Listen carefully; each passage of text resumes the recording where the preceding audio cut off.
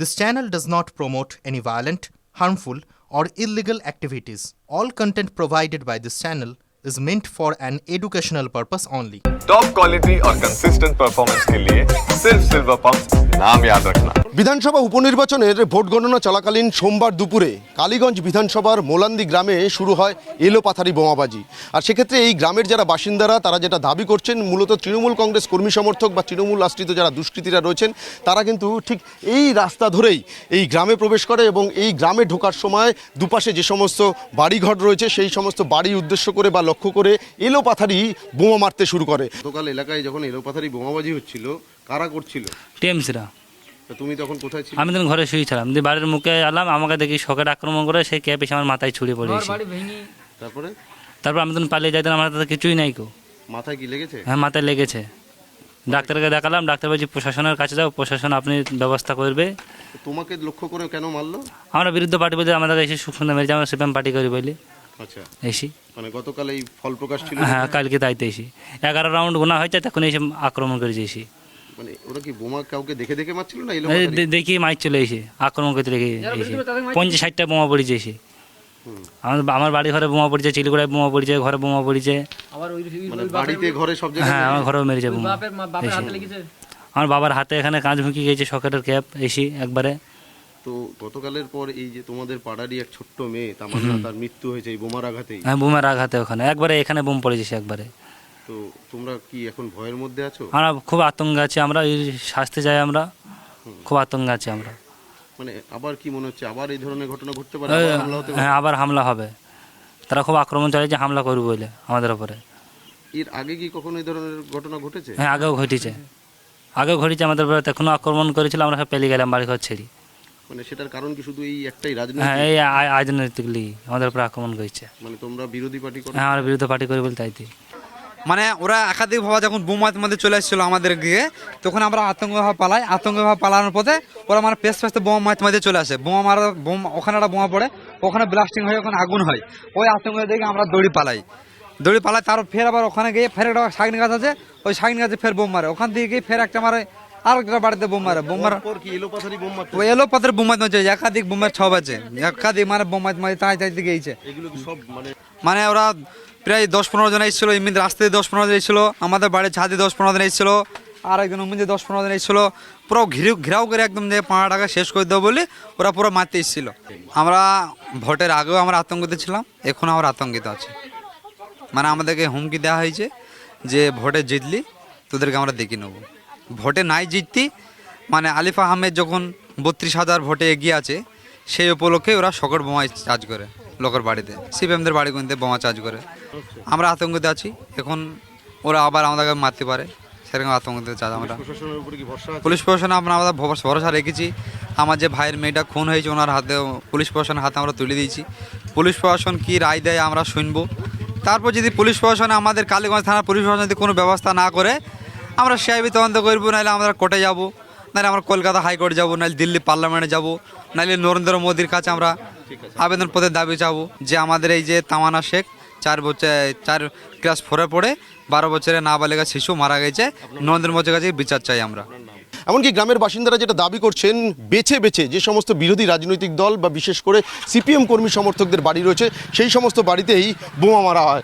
এখনও আমরা এদিন সকালে এই গ্রামে আসার পর যেটা দেখতে পাচ্ছি যে রাস্তার পাশের এই যে খড়ের গাদা, এই খড়ের গাদাতেও সকেট বোমা মারা হয়। খড়ের গাদাতে আগুন লেগে গিয়েছিল এবং সকেট বোমার যে খোল সেটা এখনও পড়ে রয়েছে। এখানে স্পষ্ট বোঝা যাচ্ছে যে এলোপাথারি যে বোমাবাজি হয়েছিল সেই ছবি কিন্তু স্পষ্ট দেখা যাচ্ছে। এই গ্রামের চারিপাশে যেদিকেই নজর যাচ্ছে বিভিন্ন জায়গাতে এ ধরনের সকেট বোমার খোলা বা স্প্লিন্টার সেগুলো পড়ে রয়েছে। তার পাশাপাশি আমরা একটু গ্রামের ভেতরে দিকে এগিয়ে যাওয়ার চেষ্টা করি। এই গ্রামের আশপাশে যে সমস্ত বাড়িগুলো রয়েছে, একেবারে দুদিকের যে বাড়ি, প্রত্যেকটি বাড়ির দেওয়ালেই দেখতে পাচ্ছি যে সকেট বোমা মারা হয়েছে, সেই বোমার ছাপ এখনও স্পষ্ট রয়েছে। ডান দিকে বা দিকে প্রত্যেকটি বাড়ির দেওয়ালেই কিন্তু এই সমস্ত বোমার চিহ্ন বা বোমার যে ছাপ সেগুলো এখনও স্পষ্ট অবস্থাতে রয়েছে। আর এই গ্রামের আরও যে সমস্ত বাসিন্দারা রয়েছেন তাদের সঙ্গে আমরা কথা বলবো। এখানে মহসিন শেখ নামের এক সিপিএম কর্মী রয়েছে, এই রাস্তা ধরে এগিয়ে গেলেই তার বাড়ি। সেই মোহনসিং শেখের বাড়িতে ঢুকে শুধুমাত্রতে রাস্তার ওপর দিয়ে যাওয়ার সময় দুষ্কৃতীরা বা তৃণমূল আশ্রিত কর্মী সমর্থকরা বোমাবাজি করেছেন এমনটা কিন্তু নয়, একেবারে বাড়ির ভেতরে ঢুকেও কিন্তু বোমা ছোড়া হয় এমনটাই কিন্তু অভিযোগ। এবং এখানে আসার পর আমরা সেই ছবি স্পষ্ট দেখতে পাচ্ছি।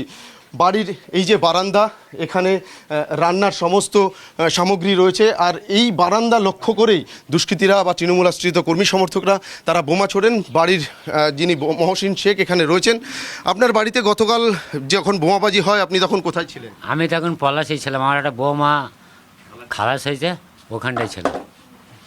আমি ছিলাম, আমার মাই তো ছেলে ছিল, আর সব বাচ্চা কাচ্চা বাড়িতে ছিল, আর আমার স্ত্রী ছিল, ব্লাড ভাঙছিল, ওখানটায় নিয়ে গেছিল। তো এখানে কারা বোমাবাজি করলো এবং কি অবস্থা তৈরি হয়েছিল? 3 নম্বর লোকে টিএমসি বাড়ির ভেতরে ঢুকে বোমা মারলো? আপনার এই ছাতে থেকে, আচ্ছা, এই ছাতে থেকে আমার ছেলে, আমরা এই কাবিলের গাড়িতে ঘুরলাম বলে আমরা কাবিল বলতে কংগ্রেস বাম কংগ্রেস জোটের প্রার্থী। হ্যাঁ, তাইতে আমাদের ওপরে রাগ করো, আমার ছেলে আর আমি আপনারা প্রচারে বেরিয়েছিলেন? প্রচারে বেরিয়েছিল, ওই কাবিলের গাড়িতে ঘুরেছিল, তার জন্য আমাদের বাড়ি রাগ করো। তো এখান থেকে এই যে চতুর্থ শ্রেণীর ছাত্রী তামান্না খাতুন, তার বাড়িতেও ঢিলছোড়া দূরত্বে, কয়েকশো মিটার দূরত্বে, তার মৃত্যু হয়েছে বোমার আঘাতে।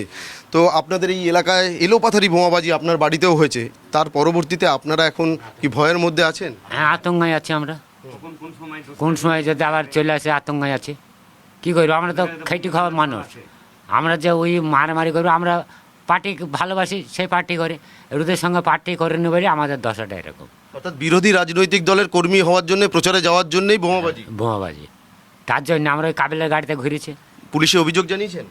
হ্যাঁ, পুলিশে তো অভিযোগ না জানি না, আমার ওই যে মূল্য আমার লাতনে হয়েছে, পুলিশ তো অভিযোগ না জানলে তাকে নিয়ে গেল কী করে। মহসিন শেখের সঙ্গে আমরা কথা বললাম, তিনি যেমনটা দাবি করছেন যে এই উপনির্বাচনে তিনি বাম কংগ্রেস জোট প্রার্থীর হয়ে তিনি এবং তার ছেলে তারা প্রচারে বেরিয়েছিলেন, এবং সেই কারণেই কিন্তু একবারে তাদের বাড়ি লক্ষ্য করে বোমা ছোড়া হয়। এবং পাশের যে বাড়ি রয়েছে সেই বাড়ির ছাদে উঠে এই বাড়ির এই যে বারান্দায় থাকা যে রান্নাঘর রয়েছে সেই রান্নাঘরের উদ্দেশ্যে বা লক্ষ্য করে বোমা ছোড়া হয়। একেবারে দেখতে পাচ্ছি আমরা যে খাটের ওপরে যে সকেট বোমা ছুঁড়ে মারা হয়েছিল সেই সকেট বোমার খোল এখনও পর্যন্ত পড়ে রয়েছে, এবং রান্নার যে সমস্ত সামগ্রী, গ্যাস ওভেন থেকে শুরু করে অন্যান্য হাঁড়ি কড়াই বা অন্যান্য যে সমস্ত সামগ্রী, সেগুলোও কিন্তু এলোপাথারি হয়ে বা ওলটপালট হয়ে পড়ে রয়েছে। অর্থাৎ রান্না চলছিল সেই সময়ই কিন্তু দুষ্কৃতীরা, তৃণমূল আশ্রিত দুষ্কৃতীরা, যেটা অভিযোগ যে এই মহসিন শেখের বাড়ি উদ্দেশ্য করে তারা বোমাবাজি করে।